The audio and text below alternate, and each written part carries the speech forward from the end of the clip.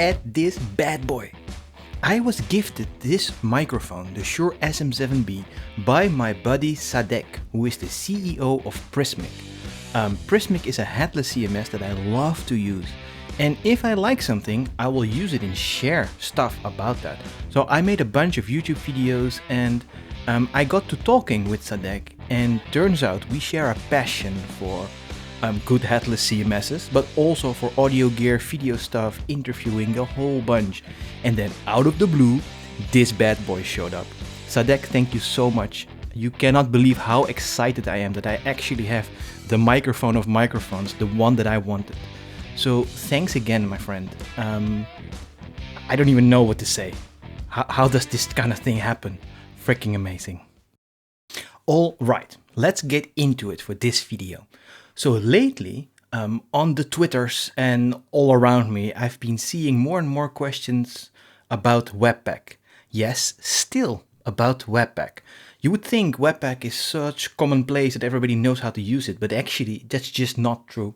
So based on those questions, I thought, why don't I give you like a 1-minute overview of the basics of Webpack, and then we're just gonna go and type stuff in and actually make a Webpack config from scratch. So you can literally type along and we will be building a Webpack config that will get you started. We won't go too crazy deep, but at least now you will know how to do it. So without further ado, let's get into it and let's start with a quick overview.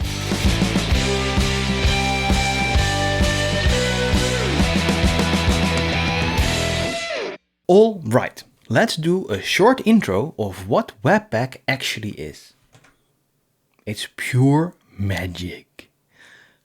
Magic. You hear that new mic? Nice, no? Anyways, actually it's not that magical. It's just awesome, right? So it's a static module bundler for modern apps.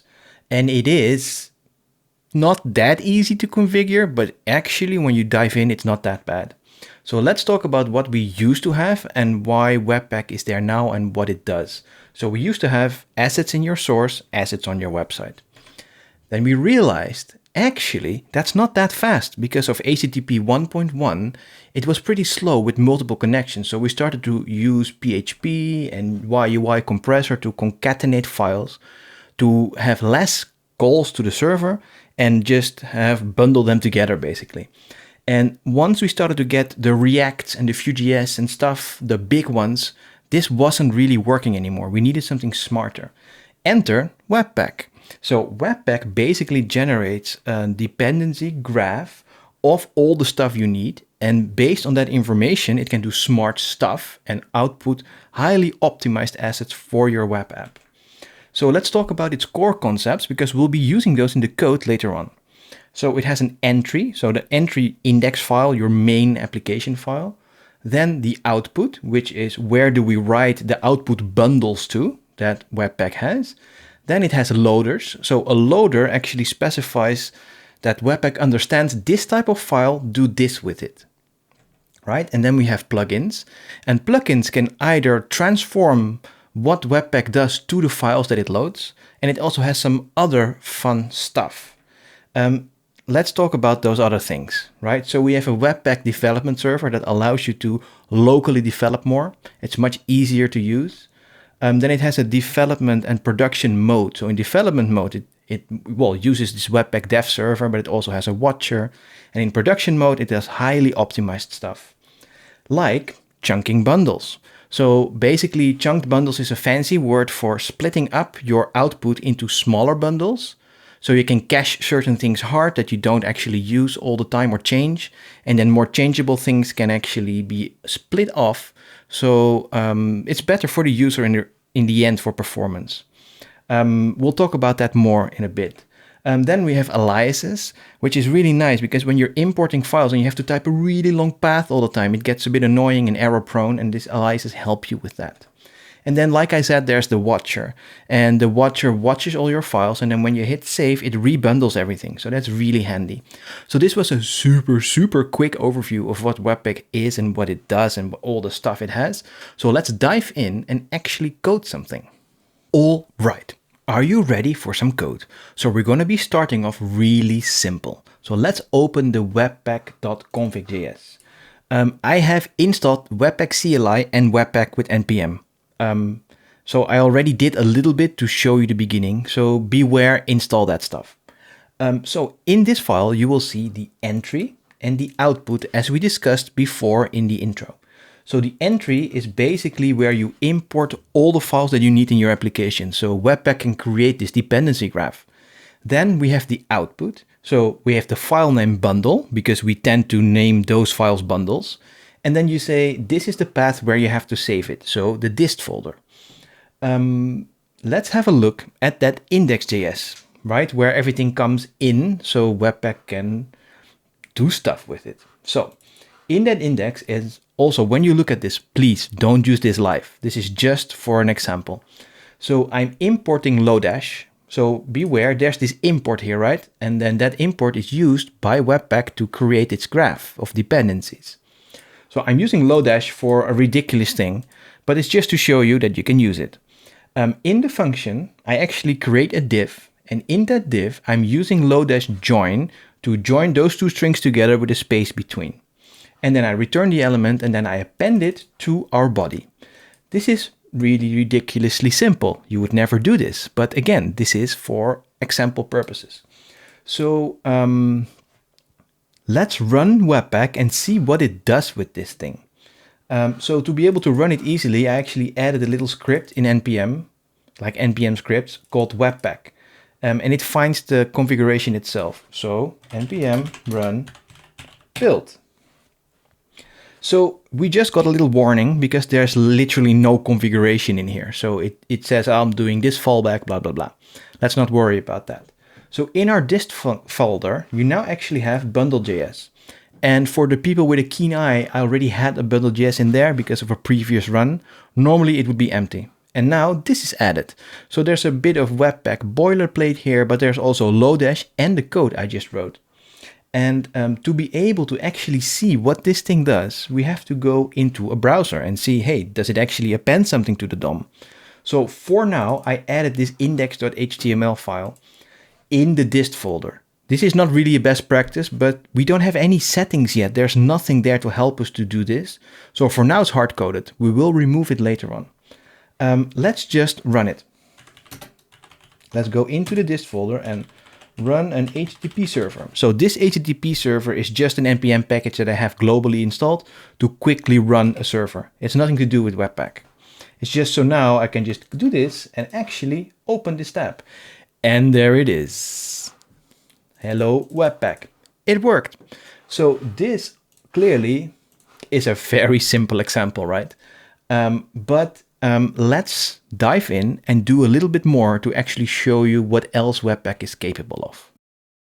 All right, let's get cracking on the fun stuff. So first, we need to add some styling, right? So right now, Webpack only knows about JS files. So we have to make sure that it understands what CSS files are. And to do this, you have to add a loader. So you have to install the CSS loader and the style loader. I already did this, but for you, go ahead and install those. And basically what we have to do is tell Webpack when there's an import of a certain type, in this case CSS file, load them through these loaders and then bundle them, bundle the files, do something with it. So to do that, we actually extend Webpack by saying module rules, and then there's an array of rules for Webpack to understand. So I'm just gonna copy paste this because I'm bad at typing. So basically, now we're safe. I quickly typed it by hitting Ctrl+V. And basically it tests for files that have a CSS extension, and it uses the style loader and the CSS loader. So you can actually have multiple loaders that do stuff. So if we wanted to have an SCSS file, like a SAS file or a LESS file, you can also query for SAS files and then add the SAS loader first, then the style, then the CSS. So that way it becomes a really strong system. So now that we told Webpack, okay, there are CSS files, let's make a style, like a CSS file. So let's call it styles.scss and make a class called hello. And then we color it red. Okay, so now we have a style sheet that has a hello clause with a red color. Okay, so then we have to go to our index.js. And oh, I already had it. I'm sorry. Basically, what I'm doing here is I'm importing styles.css, and which it just looks at the source file, at the source folder, right? So when I import this, the only thing I have to do is make sure that this thing gets the class hello. So element.classlist.add hello.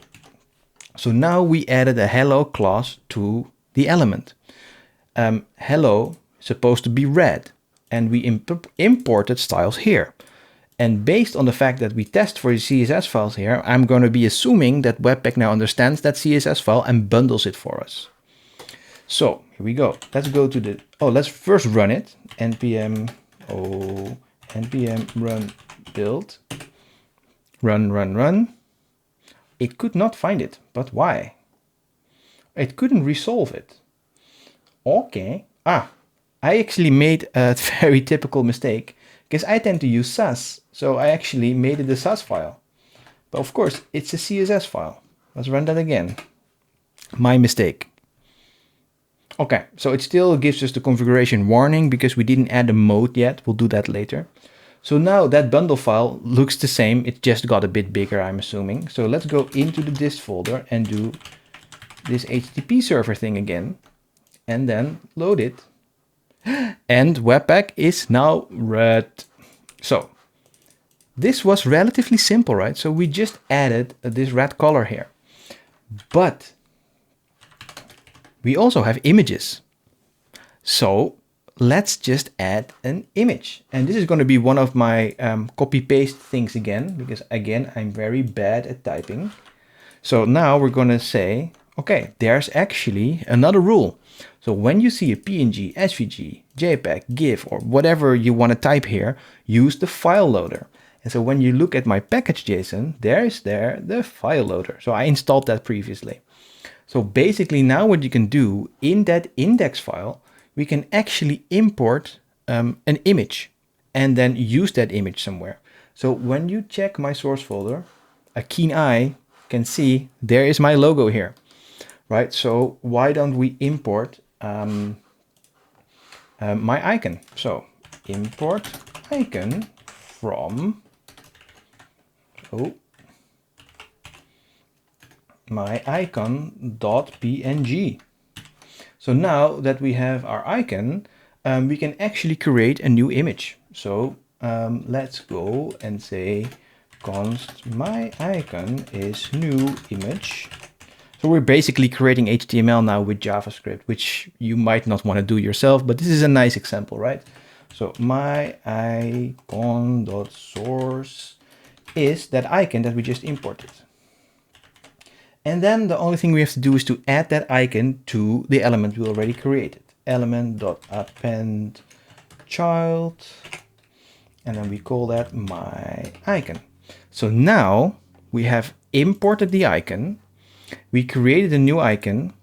And then there's a source that we just imported. And then we added that to the element we're already drawing. Then Webpack knows about it. And let's see. So npm run build. So now we're building it. Let's have a look at what just happened to the dist folder. Webpack just found this icon and it gave it a fancy name and it just added it to the bundle. So let's look at how it works. Running the HTTP server again. Let's open it, and I have no... Oh, there it is. Sorry, I just had to hard refresh it. So there's hello Webpack and the image. So let's have a quick inspect. There it is. So it just found my image. So that is actually really easy, right? There are easier ways potentially to add this, but this is the best approach for now. There's one more thing I want to show you for those loaders, because loaders are actually really smart and strong. And what we actually want to do is right now, it loads normal JS, right? So it's just ECMAScript 5, but we want ES6 and fancy stuff. So what you can do is actually find those JS files and then run them through Babel. So then we have a Babel loader. So when you look at the package.json, you can see here I have a Babel loader and I also have Babel core and the normal preset.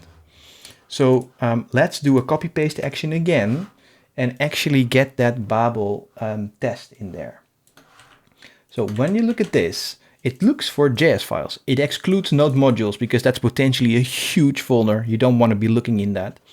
And then it loads the Babel loader. So it uses the Babel loader for those JS files. And then it actually has some fancy presets and options because you might want to add some ES7 or other kind of fancy things from Babel, transpilers. You can add them here in the options. This is not a video about that, but that's how you can see how you can add options. So this will just work. So now when we do async await or whatever fancy new stuff we want to do, it just works because everything goes through Babel. And that's it right now for the loaders. Let's go to the next step and make it even more awesome. Let's get cracking on the next step. What if you wanted an extra entry file that you would then later use in your code? Let's do that and see how that works. So first we're going to have something like console log it.js. So we're just going to console log.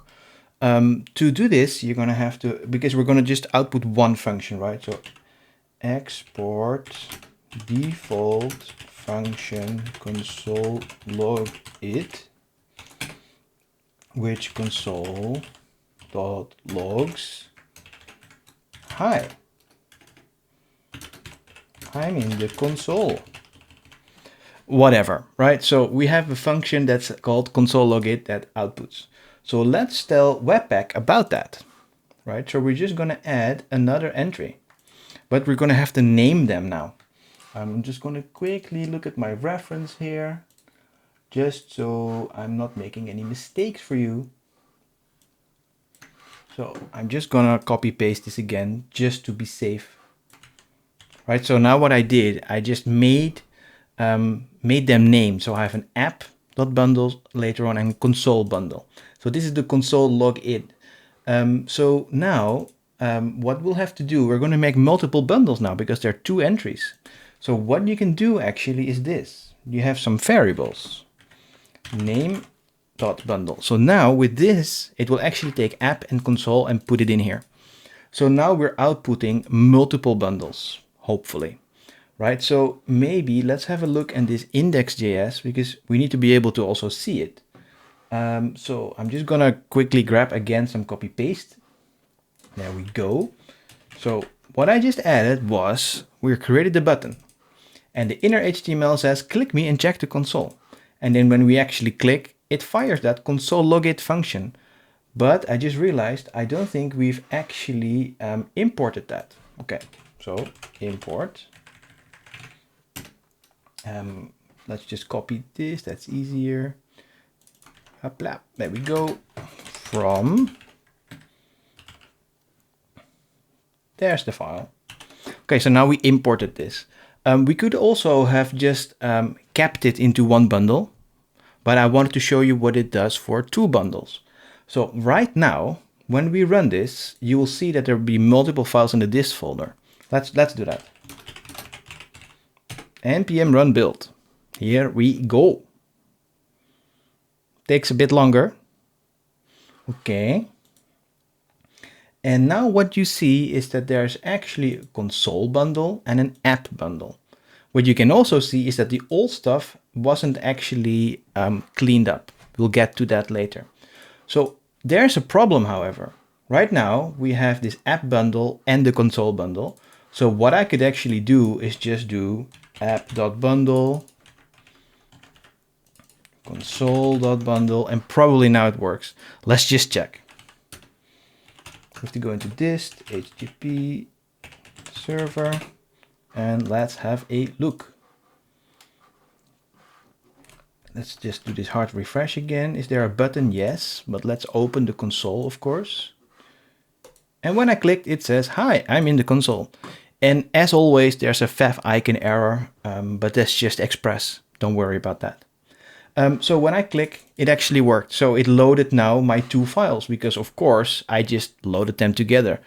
Obviously, this is not that nice, right? Because with Webpack, what you can also do is give a hash for the URL. So when you update something, it will purge the cache for the end user.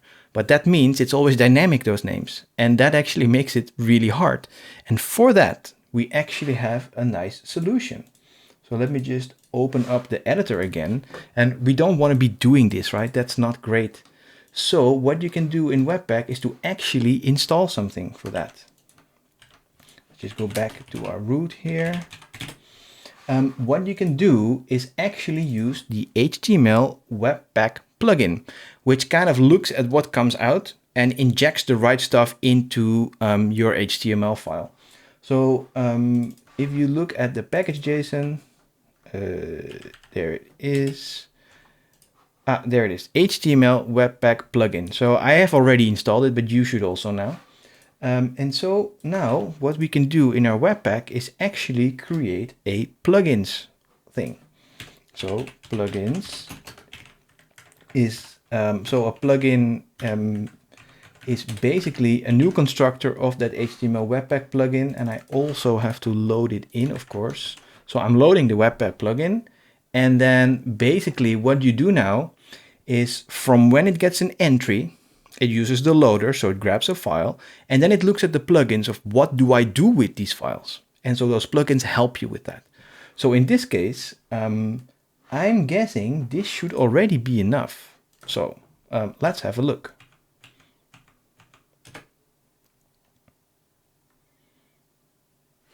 So now it actually has a bit of a different outcome. So let's have a look at what that index looks like now. So now Webpack actually created this for us.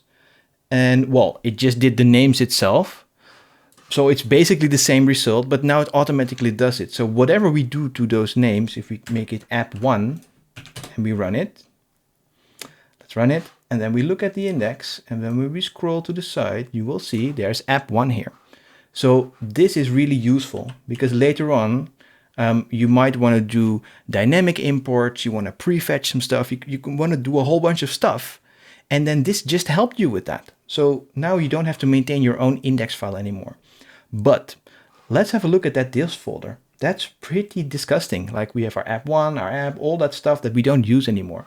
So for that, we have something we call the Webpack clean plugin. So if you look at the package.json, there it is, clean Webpack plugin. So let's add that. So every time it runs a bundle for you, it cleans up the stuff that was there before. So I'm just going to copy paste that again. So I'm using this.